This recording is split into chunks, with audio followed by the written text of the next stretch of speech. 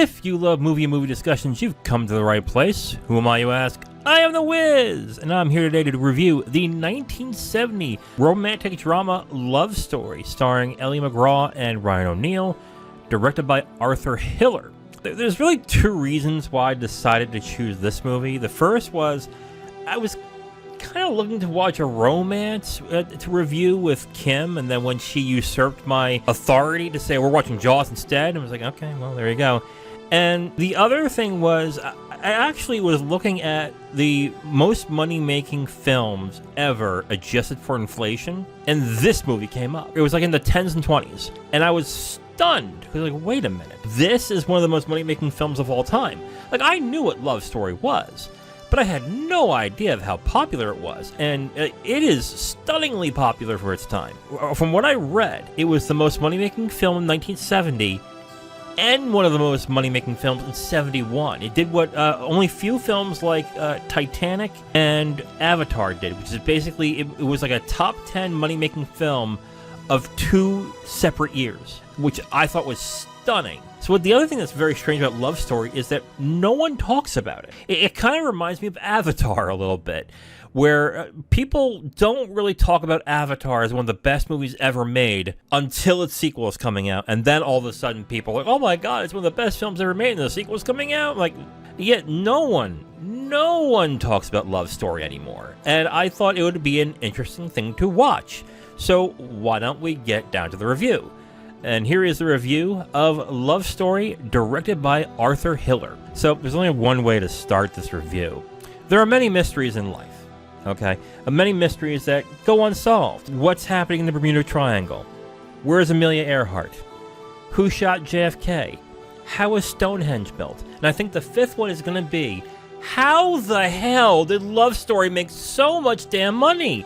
This movie's terrible! I honestly was watching this movie and saying to myself, how? How did this happen? And I talked to my mom about this too, and I think I'll have to do more research on this, but she seems to think it became so popular because there wasn't many romance films going on around that time that were, I guess, popular or everything. I think another reason is that the two leads are incredibly attractive people. That's another thing. And apparently most of the audience, if not all of it, were girls and young women. And because the film was so short, it's about 90 minutes, mercifully 90 minutes, it had more and more screenings, which led it to make more and more money as time went on. But even considering that, Love Story is a bland, lifeless film that honestly has so many problems. Not even going from the writing, but also the performances, and the way that it's edited, to the music that it's chosen. This movie is a mess. It is an ugly mess. So let's get started. Oh god.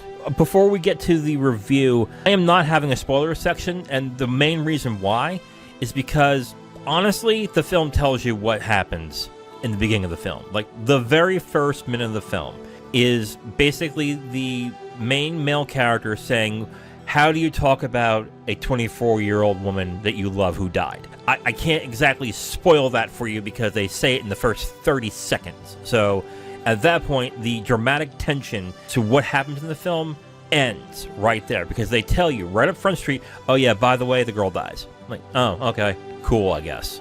So apparently that was also part of the book, but honestly, not that anything would have really saved this movie for me, but I really found it weird that they came right out and just said it. So, okay, so the main performances of the film are Ellie McGraw and Ryan O'Neal, both who got nominated for Oscars, both got a whole bunch of acclaim, and I think Ryan O'Neal got catapulted into superstardom after this movie, which led him to do a movie with Stanley Kubrick, which is my favorite of Stanley Kubrick's, called Barry Lyndon.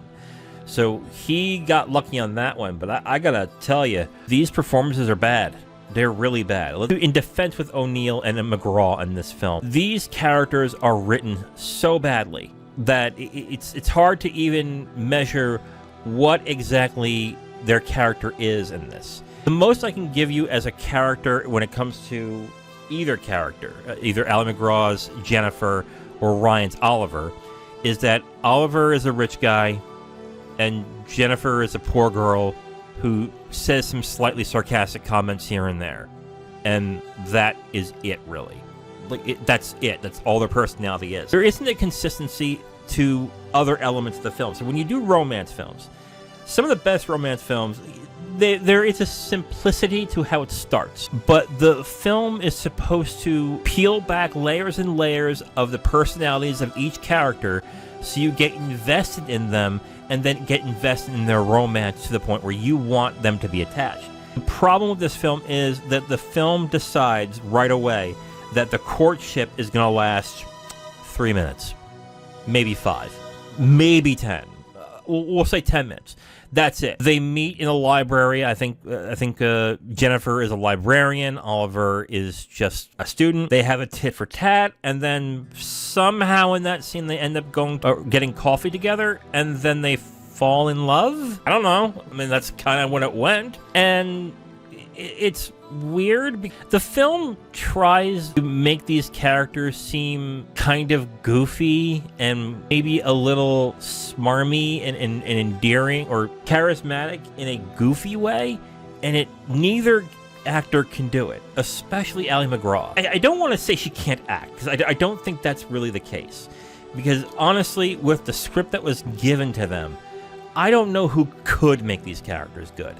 Both actors, I just did not do such a great job in this. But again, if we really want to get down to it, I think the writing is the worst part of this movie. But anyway, let's move forward here. Ryan O'Neal, he's the guy essentially you want to feel bad for at the end of the film, and I just did not care. He comes off as entitled and whiny and never really changes at that point. And yeah, that's probably his character. He's a rich, spoiled kid who basically resents his father for who he is and what he how he treats him, which, okay, sure, not done to death.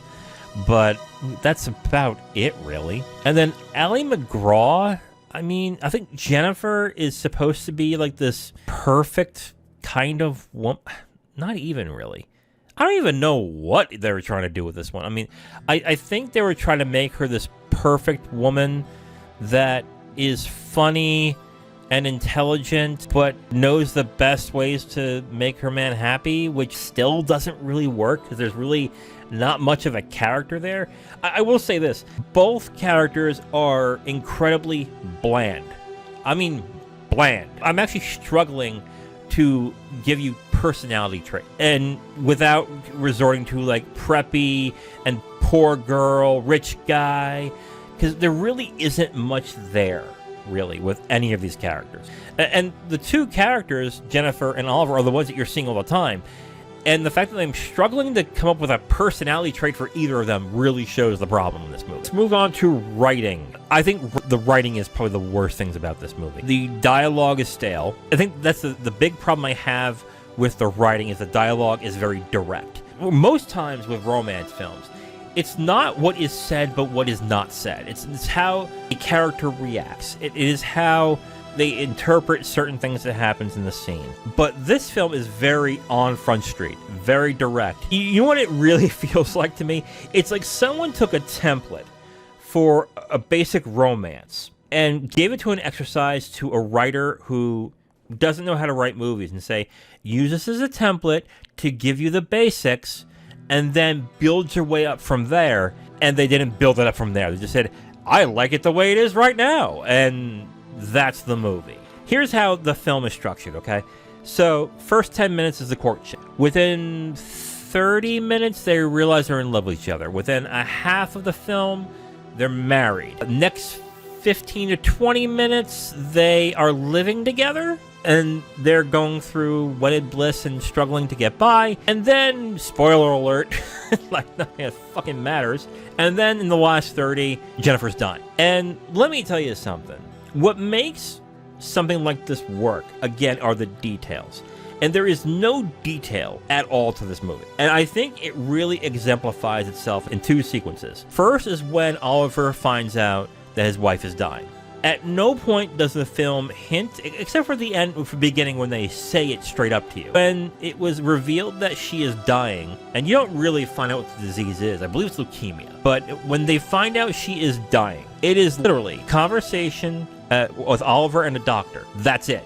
That's all it is. It is just, oh yeah, by the way, your wife is dying. Like, that is how you're going to announce it. That's how you're going to get the big reveal here. I mean, because this is what sets the third act up.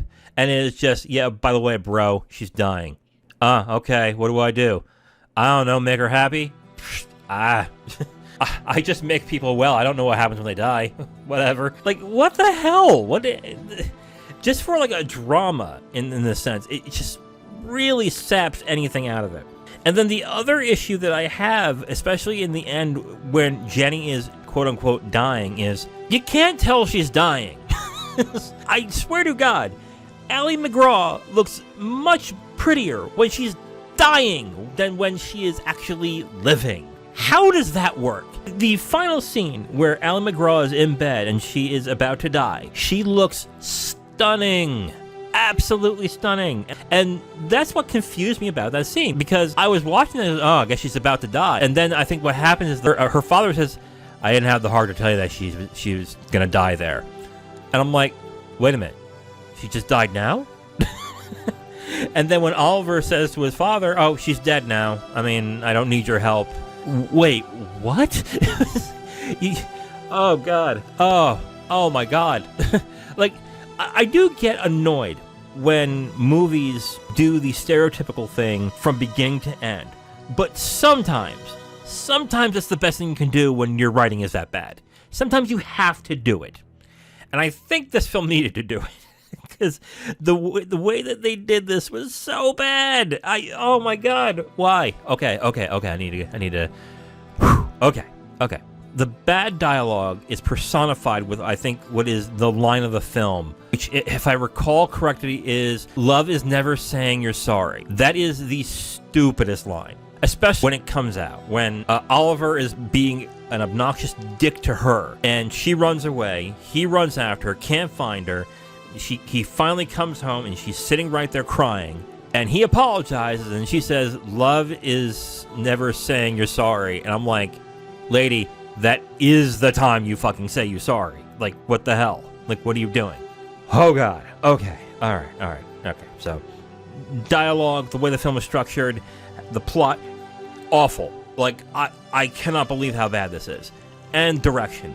Someone needs to explain to me two things that they did here that I don't understand. One, I think the editing is awful in this movie. They do these editing parts where it kind of transitions into another scene, but it like stops halfway, or there are certain scenes where it's like they zoom in and like, oh God, the editing is just noticeably bad in this movie. And then I will say this, I like the music in this movie. It won an Oscar for Best Score. It does not fit with this movie at all. Like, the score, as nice as it is, just does not fit well with this. But let's get into just the overall direction of the film. I mean, what can you do? Really, what can you do with this? This film is, first half is saccharine and sweet to a point that is sickening. It's like you're eating something that's really sweet and you kind of want to throw up. That always felt odd. Like, these young adults were acting like they were 14, 15. Like throwing snow at each other and eating snow, and they're running and oh my God, like, oh my fucking God, stop, please. Like, oh my good Lord. It was so bad. And then when the film makes the hard right into when Jennifer is dying, it gets so grim and it gets so downtrodden and downbeaten. It's just like, okay, like it honestly, to me, felt like the direction was, let's do the most as possible. Let's just do as much as possible, and hopefully they'll get it. And it just was like, oh my God, I'm having a fucking headache here. If you can't tell, I hate this movie. I think it's terrible. I think it was just, oh my God. Ugh. So, final thoughts? Okay, final thoughts on Love Story. If the only thing I can say nice about it is that it is short, that is saying something. I don't think I have watched a film that I honestly sat here watching it and going, I cannot believe how popular this was. I have my thing where most overrated films like The Dark Knight, Shawshank Redemption, but I can say they're good films. So I understand why people like them. I just think they're overrated. That's different than this. This is one of the most money-making films of all time, and I've watched Lifetime films better than this. It is awful in so many ways. I think the best way I can put it is, it does the most, and you get nothing in return. It is really one of the worst romance films I think I've seen in a long time. Honestly, I want to dog the performances because I think they're bad, but I think it was really the writing that was just awful in this. I think it was just absolutely terrible. If you haven't guessed, I'm giving it a half star out of 5. The only reason why I'm not giving it a 0 is because on Letterboxd, I can't give it a 0 star, so it gets a half star. I almost want to say to some people, if you're really curious about it, watch it. Just so we can have this collective feeling of how this made so much money. How? Because I don't want to feel alone on this. I feel alone right now. I really do. I feel like I'm being misunderstood, or I'm being gaslit into thinking that this was supposed to be some amazing movie, and it is some of the worst things I've ever seen. I feel abused. I feel abused. I don't think I've felt abused so much from a movie before. It's like, oh God, I feel so, I feel dirty. This is terrible. Half star out of 5 from me for Love Story. Oh God, I'm so glad this is over. Alright, so that was full of venom, I understand that. But I want to leave this review with one thing. I mean, you may be interested in a movie like this, and I'm going to tell you right now, don't watch this movie. However, if something about this movie does interest you, and you want to watch a movie like this, there is a movie that came out in the past 10 years. It's a teen drama, but is actually pretty good. That I think does a better job of doing this type of story than Love Story did. And it's a movie called The Fault in Our Stars. I know that some of you are aware that it's a young adult novel, and it's really geared towards teens. But I gotta be honest with you, I actually liked The Fault in Our Stars quite a bit, and I thought that was actually a very good movie. So if what you're hearing about the story in its basics is something you're interested in, I would say pick up that movie and watch it. Pick up The Fault in Our Stars and just skip Love Story entirely. Do yourself that favor. So if there's anything I can give to you, watch The Fault in Our Stars.